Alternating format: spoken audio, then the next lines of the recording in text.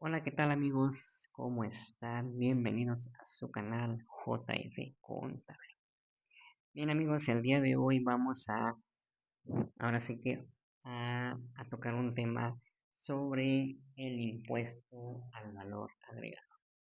Recordemos que el impuesto o el IVA, como comúnmente lo conocemos, es un impuesto que se paga directamente de cualquier producto o servicio que estemos adquiriendo.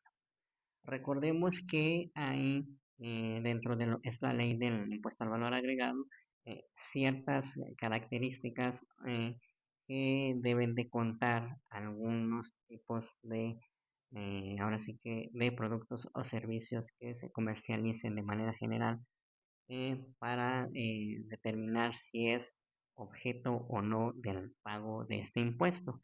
¿Por qué? Porque recordemos, la mayoría de los productos y servicios pues, que adquirimos nosotros comúnmente pues llevan este impuesto ya agregado sobre el precio de venta que nosotros pagamos de algún producto o servicio, pero hay algunas excepciones en las cuales obviamente estamos exentos de pagar este tipo de impuesto. Entonces, recordemos de manera general que este impuesto es uno de los que más, de manera general, eh, más complejo es de poder hacer la recaudación, ya que como anteriormente vimos, la parte del impuesto del IEPS es un impuesto también indirecto. Bien amigos, para comenzar debemos de conocer qué es el impuesto al valor agregado. Este es un impuesto indirecto que tiene una carga fiscal sobre el consumo. Esto quiere decir que es un impuesto que se paga por el valor que se agrega a los productos o servicios que hayamos adquirido o vendido. Se le conoce como impuesto indirecto porque a diferencia de los impuestos que se aplican de manera directa, no afecta a los ingresos percibidos, sino que se refleja más bien en los costos de producción y venta de todas las empresas dedicadas sobre todo a las actividades comerciales. Entonces, de manera general, pues la mayoría de los o todos los comercios pagan este impuesto. ¿Por qué? Porque obviamente es de manera general eh, al momento de adquirir cualquier tipo de producto, si lo queremos comercializar, ya sea en tiendas, ya sea en ropa, ya sea en cualquier tipo de, de comercio, de cualquier producto, obviamente se debe de pagar el impuesto y cuando nosotros adquirimos la mercancía, pues lleva un IVA en el precio que nos pacta el proveedor al momento de adquirir la mercancía. Entonces, en este sentido, pues obviamente indirectamente, pues pagamos el impuesto. Dentro de lo que es la ley del impuesto al valor agregado, dentro del artículo primero, para recalcar de manera general, están obligadas al pago del impuesto. En esta ley, las personas físicas y morales que en territorio nacional realicen los siguientes actos o actividades siguientes. Si bien vemos que siempre en cualquier ley, ya sea de cualquier impuesto, nos menciona que es actos o actividades. Recordemos que las actividades son las que van directamente aunado a la actividad económica. Los actos son aquellos que no están directamente aunados a la actividad económica del contribuyente, pero que en su caso debe de determinarse si se debe de pagar o no el impuesto.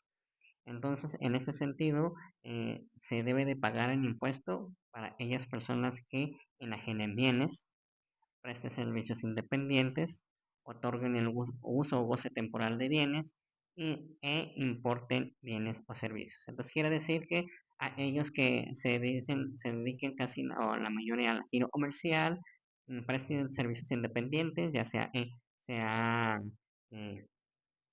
eh, lo que son abogados, contadores, doctores, o también en su caso lo que son albañiles, carpinteros, todo ese tipo de oficios que también deben de hacer el pago de este impuesto. También para ellos que hacen lo que es el arrendamiento, obviamente en este caso, pues el tratamiento se calcula de manera diferente de acuerdo a los ciertos requisitos que nos pide dentro de este régimen y son, son la importación de bienes y servicios, es decir, obviamente de las primeras dos fracciones, pero a manera de importación. Entonces, de manera general, estos, estas cuatro fracciones están obligadas al pago del impuesto. Bien amigos, entonces en ese sentido, como de manera general, eh, obviamente sabemos que el pago del impuesto generalmente es del 16%. El IVA siempre será de esa magnitud, pero también tenemos otros dos tipos de impuestos que, de acuerdo a los ciertos requisitos, obviamente también se dará un beneficio en lo que es la determinación y el pago del IVA. En este caso, tenemos como primer tipo de acuerdo a las tasas que de manera general, la primera era del 16%, en este caso es la tasa del 0%. Y nos dice el artículo 2A, según la ley UNIVA, que el impuesto se calculará aplicando una tasa del 0% a los valores que refiere esta ley cuando realicen los actos o actividades siguientes. Por ejemplo, enajenación de animales y vegetales que no estén industrializados, medicinas de patente y productos destinados a la alimentación humana y animal, hielo y agua no gaseosa ni compuesta, fertilizantes, plaguicidas, herbicidas, fungicidas destinados a la agricultura, oro y joyería. Obviamente, en este sentido, pues debe de tener algunos ciertos requisitos para hacer lo que es en la tasa del 0%, aplicación de la tasa del 0%, y lo que son los libros, periódicos y revistas que editen los propios contribuyentes. Es decir, que los contribuyentes estén aunados a este tipo de actividad hacer la publicación de libros, periódicos y revistas, que sean, ahora sí que sean los que realicen este tipo de actividad, que realicen, ahora sí que fabriquen este tipo de información, ¿verdad? Y recordando que también lo que es la tasa cero a lo que es los productos destinados a la alimentación humana, pues obviamente recordamos que tenemos diferentes tipos de productos, ¿verdad? Lo que es la canasta básica puede decir la lechuga, la zanahoria, todo ese tipo de frutas y verduras, obviamente llevan una tasa del 0%. Obviamente si se compra y se vende directamente sin algún tipo de fabricación. ¿Qué quiere decir? Eh, ah, Podemos poner ejemplo, por ejemplo, algún tipo de restaurante que esté a lo mejor vendiendo algún tipo de comida y obviamente ahí ya se está haciendo algún tipo de fabricación, es decir, si se está vendiendo a lo mejor algún platillo en donde se lleve algún tipo de verdura, fruta, en donde ya se consuma dentro de un local comercial, obviamente ese ya no llevaría el impuesto de tasa del 0%, sino que ya sería un impuesto de la tasa del 16%. Debemos de diferenciar toda esa parte porque recordemos que solamente es la compra y venta de este tipo de productos y se aplicaría la tasa del 0% directa.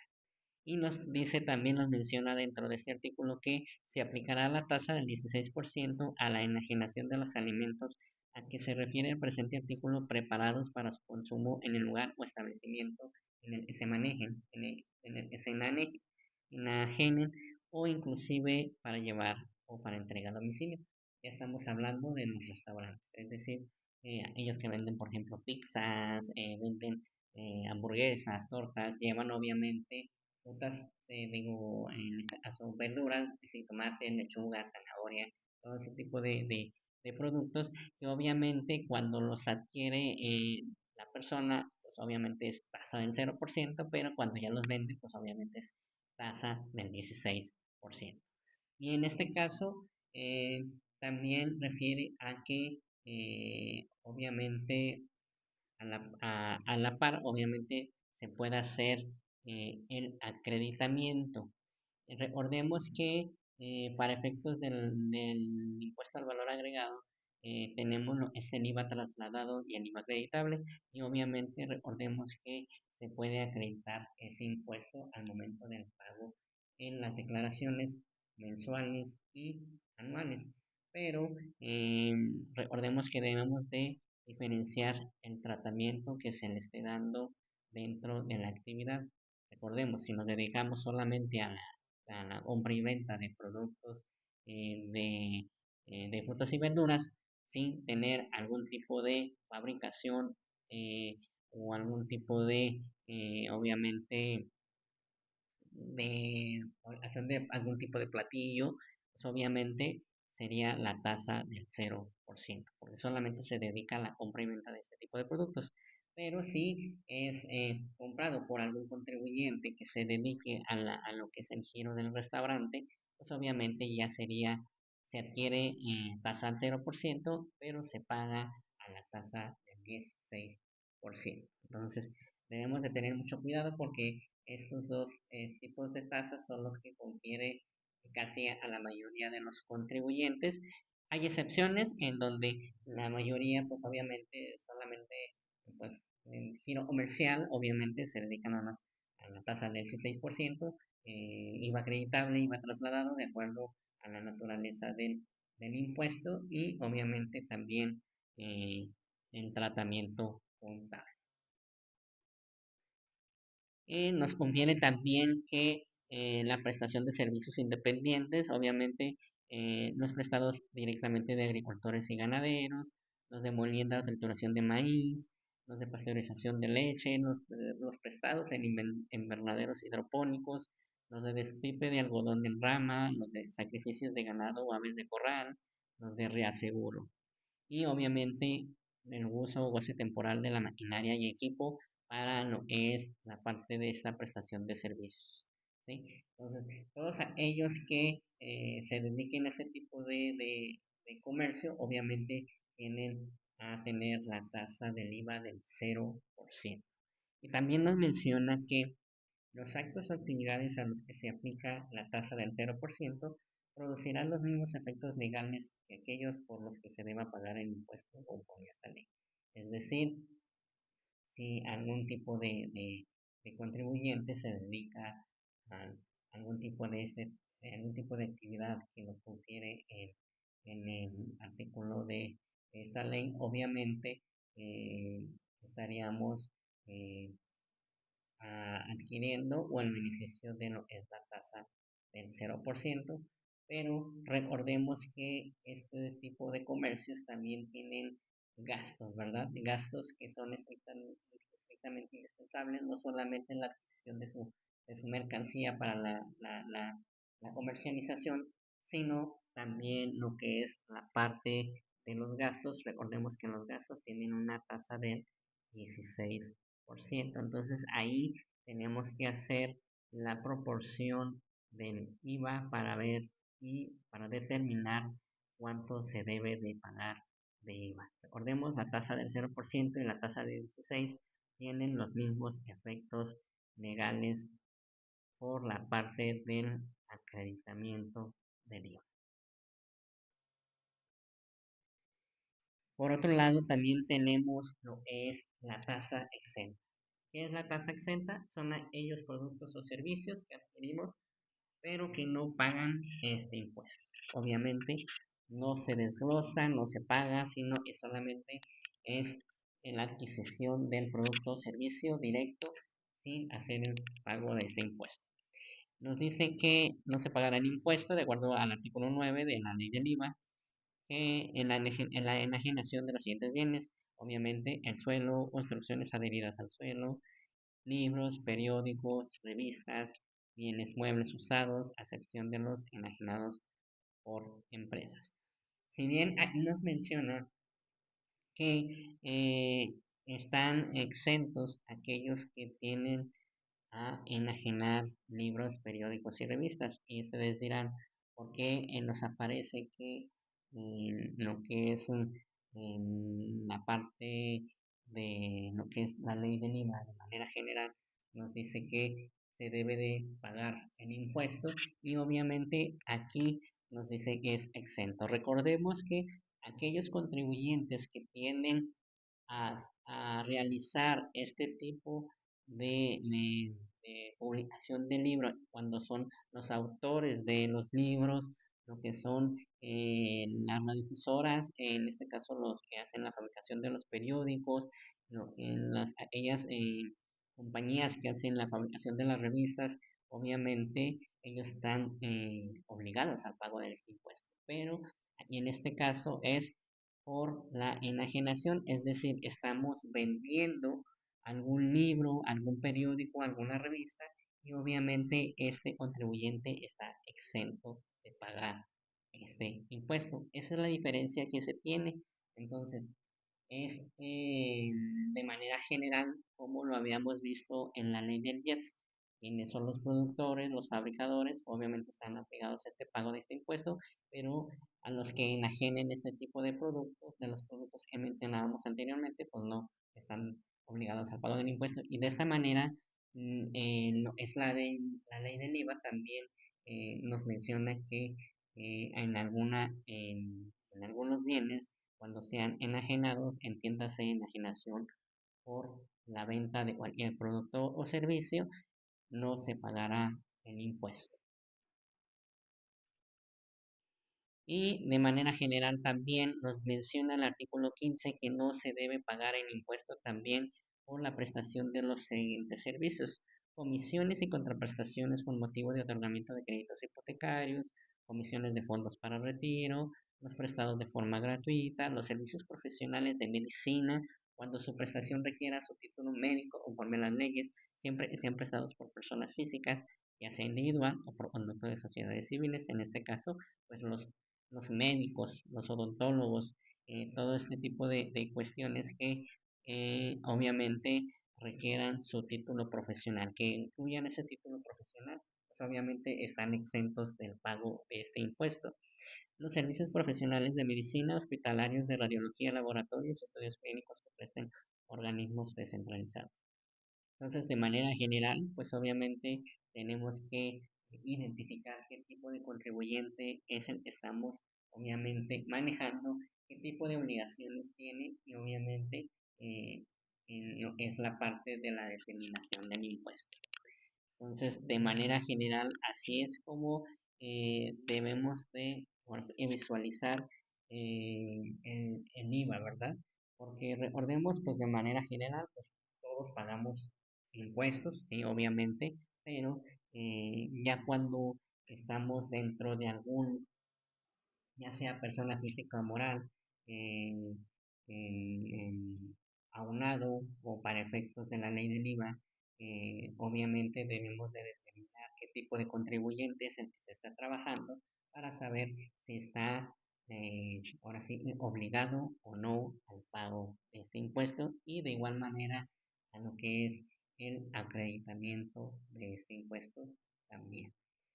Más adelante vamos a ver algunos ejemplos de lo que es los tipos de IVA ya aunado a la parte contable de cómo se determina este impuesto, obviamente, para aquellas personas que están dedicadas y pagan el impuesto, que es obviamente la mayoría de los servicios o productos de manera general.